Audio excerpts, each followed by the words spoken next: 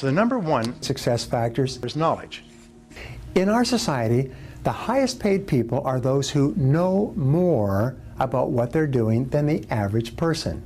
They know more of the critical facts and ideas and information and the skills than the average person in their field. As a result, they can make a more valuable contribution in a knowledge-based society, and they can live the best life possible. They are valued more, they're respected more, and ultimately they are paid more money and promoted more often because they have more education. The rule is that to earn more, you must learn more. If you want to increase your level of income and achieve the best life for yourself, you must increase your level of intellectual capital, and thereby the value of the knowledge component in what you are doing. And you must do it starting today. My friend Jim Rohn said that formal education will make you a living, but personal education will make you rich. And knowledge is becoming obsolete at a more rapid rate today than ever before, so therefore you must be continually replenishing your knowledge or you're actually falling further behind. Pat Riley, the basketball coach, used to say, if you're not getting better, you're getting worse. And in terms of knowledge, if you're not continually upgrading your knowledge, the knowledge that you have is becoming useless over time. So here's a good question for you, is what one piece of knowledge would be most helpful to you in your career? What particular type of knowledge? Would it be marketing? Would it be sales? Would it be time management? Because you can't become good at everything, so you've got to pick your shots. You know, the snipers say, one shot, one kill. What I have found is you don't try to learn a whole bunch of things. What you do is you say, what is the most valuable piece of knowledge or knowledge area that I need to upgrade my skills in? And whatever it is, you take that one subject and you major in that subject. You say, all right, for the next month, 3 months, year, I'm going to major in that subject. Now here's the second force multiplier, the second factor that increases your probability, and it's skill. Now knowledge, properly learned and practiced, turns into a skill. And today our skills are mental skills. We don't learn physical skills, we learn mental skills. And mental skills are ways of thinking and acting and making decisions and getting results. The critical factor in knowledge and skills is always results. It's always results. Now here's what we know, and it's important to point this out, is that if you want to be successful, you have to be in the top 10% in your field. I had dinner with a gentleman named Gary Becker about 2 years ago in Chicago, and he's a Nobel Prize winning economist, and he wrote an article in the Wall Street Journal, and he said, we don't have an income gap in America today. It's important to understand because the income gap is the big political thing. What we have is a skills gap. He said, it's like in a marketplace. You go into the marketplace or like an auction, and people with really good skills are being bid up. People, I want you, I'll hire you. And people with average skills or mediocre skills are just not really in demand. There's nobody demanding them. This brings me to a quick story I wanted to tell you. Once upon a time, there was a nuclear power plant that was suffering severe mechanical difficulties. And this power plant, power generation was down by about 40%. I had a nuclear engineer in one of my courses. He said, based on what you told me, the plant would be losing about $1.2 to $1.3 million a day in electricity generation if it was off 40%. So that's kind of the numbers that the plant management was dealing with, and they couldn't find it. They did everything possible to find, why is the plant slowing down? It was just running like sludge, if you like. And finally, they bit the bullet, they got a hold of their ego, and they called MIT and had them sent down one of the foremost nuclear power plant experts in the country. They came down, he came down, drove out to the plant, put on a white smock, nice gentleman, professorial, picked up a clipboard, and he began walking around this massive control room, taking notes and looking at the gauges and the barometers and amp meters. And afternoon of the second day, he said, that's the problem. And he got up in a chair and he took a big black marker out of his pocket and he put a big black X on the gauge. He said, that's it. He said, replace this apparatus and the whole plant will be back up to full power. Thank you very much. He put down his clipboard, took off his smock, thanked them for their time, drove back to the airport, caught his plane back to MIT. Well, they were all waiting. The engineering crew was waiting like runners at the gate for his judgment. Once he gave his judgment, wham, they all went together. They stripped it all down, and lo and behold, deep within this apparatus was a major mechanical malfunction that was not detectable from the outside. So they immediately went to work, they replaced it with all new equipment, put it all back together again, and assembled it, and then threw the switches, and the whole plant went up to full power. And they were so happy. They were high-fiving and cheering and patting each other on the back and so on. They were all happy. And they're all happy like this for another week until they received a bill from the consultant for services rendered, $10,000. Well, the general plant manager calls in the senior maintenance engineer and says, look at that. The guy comes out here, stands around for a couple of days, writes one X on one gauge, and sends us a bill for $10,000. $10,000, I mean, that's outrageous. Yeah, we should make him itemize his account. Yeah, let's make him itemize his account. So the plant manager wrote back and said, dear sir, you know, with all due respect, all you did was write one X on one gauge. $10,000 seems like an awful lot of money for that little amount of work. Could you please itemize your account in a little more detail? So about 10 days later, they got a new bill back. It said, for writing X on gauge, $1. For knowing which gauge to write X on, $9,999. In other words, it wasn't the amount of physical labor, and this certainly applies to your profession, it wasn't the amount of physical labor, it's the amount of brain work that went into doing this, the precision brain work. So it's really important with knowledge and skill. Make a decision to get to be into the top 10%. And remember this, and this was a shocker for me because I got such bad grades in school, is nobody's better than you and nobody's smarter than you. Nobody's better than you, nobody's smarter than you. You have more brain power than you could use in 100 lifetimes. Don't ever, no matter what you got as grades in school, no matter how hard it's been for you to learn a subject, don't ever allow yourself to think that other people are smarter than you. The third success factor for moving onward and upward in your life is by developing an ever-widening circle of contacts. You will find that every major change in your life is accompanied by a person or persons who either opens or closes doors for you. The possibility of your achieving the best life for you will be determined by the number of people who know you and like you and who are willing to help you. Now, in order to broaden your network of contacts, you must network continually at every opportunity. There seems to be a direct relationship between the number of people you know and how successful you are. Now, to network successfully, the simple strategy is this. When you meet a new person, ask them what they do, and then see if you can't find something that you can do for them. And the one thing that people like the most is if you can send them a customer. Many people who network are thinking, what can I get from this other person? Your strategy when you meet a new person who can be helpful to you is to think, what can I give to this person? What can I do for this person, and how quickly can I do it? That way you sow seeds of people who will be prepared to help you in the future. So if you plant seeds, if you look for opportunities to help other people, then what will happen is it'll always come back to you.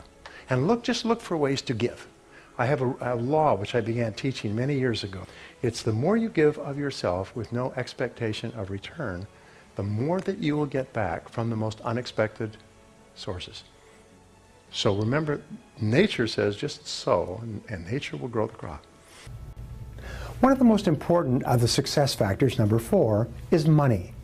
Having money in the bank gives you greater freedom and the ability to take advantage of opportunities when they come along. If you're broke or in debt and an opportunity comes along, you have no options open to you. There's nothing that you can do. So having money makes you free. One of the most important things I ever learned in life is that you're only as free as your options. If you have no options, if you have to do whatever it is you're doing, you have no choice, you have no freedom. If you're stuck in a dead-end job that you can't leave because you have no money set aside, you have put a brake on your potential. You are locked in place and you have no option for moving forward. You can end up spinning your wheels and losing months and years of your time by the very fact that you have no choice but to accept whatever is being handed to you. But if you have money, they call this opportunity money. If you have money put aside, you can walk away from a bad job and you can take time to find exactly the right job for you. This idea of saving up money so that you are available to take opportunities has transformed many people's lives. Now, the fifth of these success factors that enables you to get far more done in a shorter period of time to dramatically accelerate your career is called simply good work habits. Your ability to increase your ROTI, or return on time invested, can enable you to accomplish vastly more in a shorter period of time than another person who is disorganized and sloppy. Unfortunately, most people are poor workers. They're unorganized, they're unfocused, and easily distracted. They work at about 50% of capacity. Sadly enough, they don't even seem to know how to work any differently. And this is a big problem today. Even if they wanted to, it's like speaking in a foreign language. They wouldn't know how to do it without first being taught. Now, to achieve success in every area of your life, you have to develop the habits of highly successful and hardworking people. To begin with, the foundations of good work habits can be summarized in 2 words: focus and concentration. Now, focus requires clarity concerning the desired results and the relative priority of each step that you need to take to achieve those results. When you think of focus, think of a photographer adjusting his lens to keep the key subject sharp in the center of the picture. To become a truly hardworking individual at work, you must be continually adjusting your lens to be sure that what you're working on is the most important thing you could be doing at the moment to achieve your most important goal. Successful people understand that the worst waste of time is doing something very well that need not be done at all. Now, concentration requires the ability to stay with a task until it's 100% complete. Successful people understand that they must work in a straight line to get from where they are to where they want to go without diversion or distraction. If you want to accomplish your goals, you must be sure that everything you do is taking you in that direction, and then develop good habits to get you there. This decision alone will dramatically increase the quality and quantity of what you get done every day, and soon enough, you will become one of the most successful people in your field. Now, there's several benefits from learning how to concentrate. First, important task completion is a source of energy and enthusiasm and self-esteem. On the other hand, failure to complete important tasks, or to complete them only partially, is not only a major source of stress, but it depletes your energy and your enthusiasm and your self-esteem. When you complete an important task, you experience a surge of energy and well-being. But when you work on an unimportant task, even if you complete it in a timely fashion, you get no feeling of satisfaction or personal reward at all. There's no payoff for completing low-level tasks. Disciplining yourself to concentrate on a job until it is finished gives you a feeling of confidence and competence and mastery.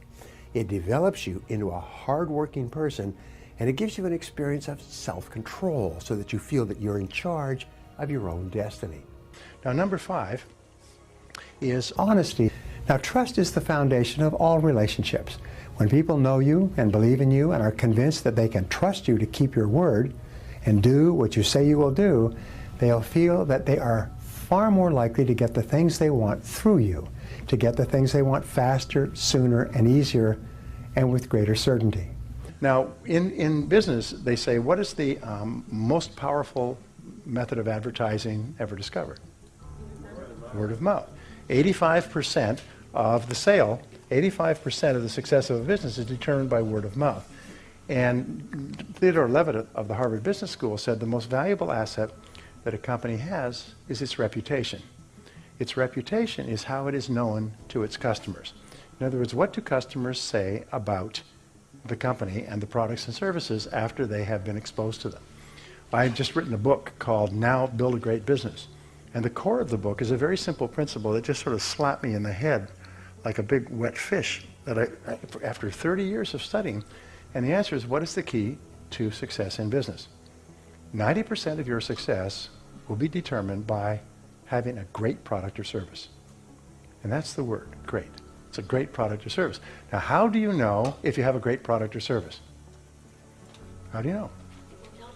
People say, this is a great product. This is a great company. These are great people. In other words, the number of times or the percentage of times that your customers, having been exposed to your product or service, spontaneously say, this is a great product, determines your entire future.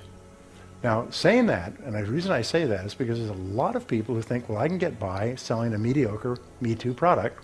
I just have to find a gimmick to get people to buy it and then duck and run and find somebody else. But every single successful business looks upon this customer as a customer for life. And they know that the first sale is only the beginning of the process. And how they treat the customer in the first sale and how the customer responds determines whether or not the second sale takes place. And so I say the rule for success in business is to get them to come to you first rather than your competitors, get them to come to you again because they were so happy with the first experience, and get them to bring their friends. Come to you first, come again, bring their friends. And the critical thing is your reputation. You know, in the movie business, what they do is they spend $50 million producing a movie and $50 million advertising it to get people into the theaters the first week. Now what happens is that they can't spend $50 million for several weeks. So they've got to get people into the theaters so that people watch the movie and begin to tell their friends. And it's only when a movie gets legs, they call it gets legs, that people start to tell their friends, you've got to see that movie, that the movie starts to become successful. Why? Because it's reputation. Everything is reputation. Now in your life and my life, your reputation is everything. Your character, your integrity is the most important thing you have. And one of the decisions that you make is you never, never compromise your integrity. Number 7 is creativity. And creativity, we find there's a direct relationship between how creative you are and how successful you are. With regard to creativity, there's a direct relationship between the number of ideas that you come up with to improve your life and how successful you'll be. So successful people are always looking for different things, for different ideas. How can we do it better, faster, cheaper, more conveniently? How can we help our customers, and so on? So they're constantly looking for better ways. And there's a relationship is between the quantity of ideas determines the quality. You know that 99% of business ideas don't work? Did you know that? It's a real shock. Does anybody here know what I'm talking about? Try this, try that, try this, try that, try this, try that, and nothing seems to work. And then you start to think, maybe there's something wrong with me. No, you just have to try a lot of things. And eventually, if you do it right, you'll eventually find the way that works. But you have to have lots and lots of ideas. Number 9. Stay health-oriented. Think about your health most of the time. Think about eating less food and better food. Think about daily exercise. Think about getting lots of rest. Remember, to be successful in our competitive world, you need a lot of energy. To have a lot of energy, you've got to eat good foods, get lots of rest, and exercise all the time. And the last thing I wanted to leave you with was today we have a need for speed. You've got to move fast. Because there's no time at all for people who just coast. There's only one direction in which you can coast, and that's downhill. So if you get a good idea, move quickly on it. Move fast. Try it out. Know that it won't work in most cases, so try it out. Try something else, and try something else, and try something else. Is collect rejections and collect failures. See how many times you can fail on the road to success. Recognizing that you are a learning organism. And just like it's called the cybernetic organism, every time you do something you get feedback, which makes you smarter, and it gives you ideas. And you try something, you get feedback, which makes you smarter. So you keep failing, and you keep failing in a forward direction. And even though it's at an unconscious level, you're getting better and better and smarter and quicker the more you fail.